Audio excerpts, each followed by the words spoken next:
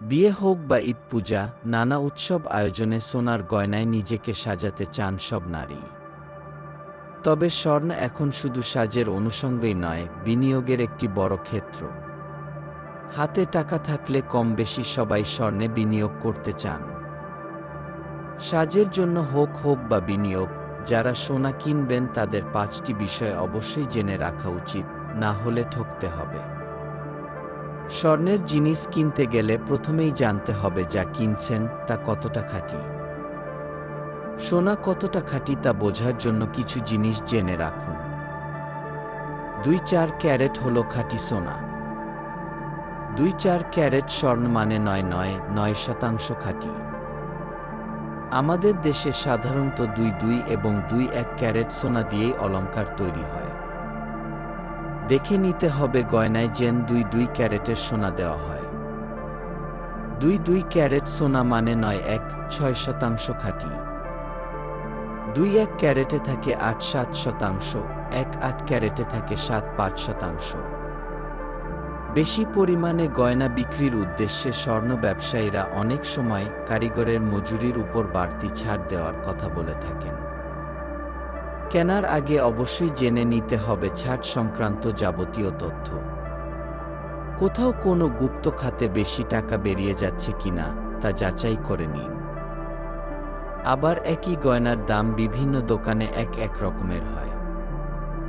তার কারণ হতে পারে স্বর্ণের মান বা কারিগরের মজুরির খরচ।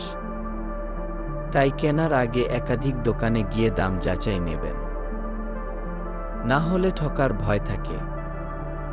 স্বর্ণে বিনিয়োগ করলেই লাভবান হওয়া যাবে এমনটা ভাবার কোনো কারণ নেই। বাজার দেখে বুঝতে হবে এতে বিনিয়োগ করা ঠিক হচ্ছে কিনা।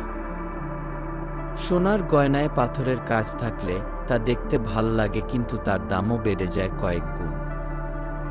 তবে পরে সেই গয়না বিক্রি করতে গেলে পাথরের দাম পাওয়া যায় না।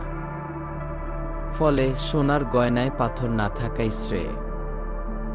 সোনার গহনা তৈরির জন্য সোনার উপর যে কারুকাজ করা হয় তা খুবই সূক্ষ্ম। তাই এই কাজ যারা করবে তাদের এই কাজে পারদর্শী হতে হবে।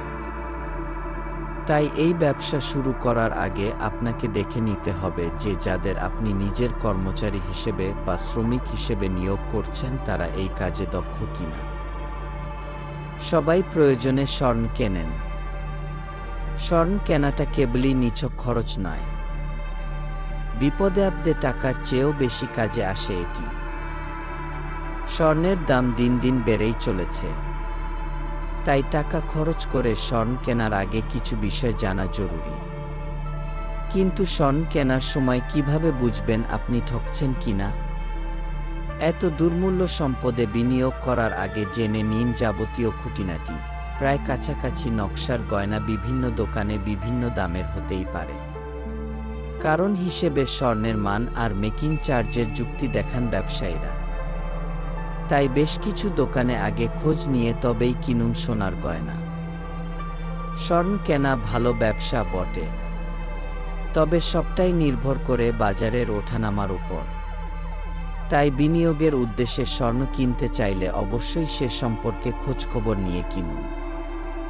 মতামত নিন বিশেষজ্ঞদের। পরিশেষে একটি কথা, নিজের জ্ঞানে কিছু করাই সবচেয়ে বড় সম্পদ। তবে আমরা কাজ করি বিধায় আপনাদেরকে তথ্য দিতে পেরেছি এই ভিডিওতে। অবশ্যই কোনো এক সময়ে আমাদের এই ছোট্ট দোকানে চলে আসবেন, আমাদের কাজেই আমাদের সততা। অবশ্যই কোনো না কোনো সময়ে আপনার উপস্থিতিতে আমাদের পরিচয়টা চলে আসবে আপনাদের মাঝে। ভিডিওটি যদি আপনাদের কোনো কাজে আসে অবশ্যই আমাদের সঙ্গেই থাকবেন। নতুন কোনো ভিডিও পাওয়ার জন্যই সাবস্ক্রাইব করে পাশে থাকবে। অবশেষে একটি কথা, কিছু করার আগে অবশ্যই নিজের মেধাকে কাজে লাগাবেন। এই পর্যন্ত সবাই সুস্থ থাকুন, ভালো থাকুন এই প্রত্যাশায় আজকে বিদায় নিলাম।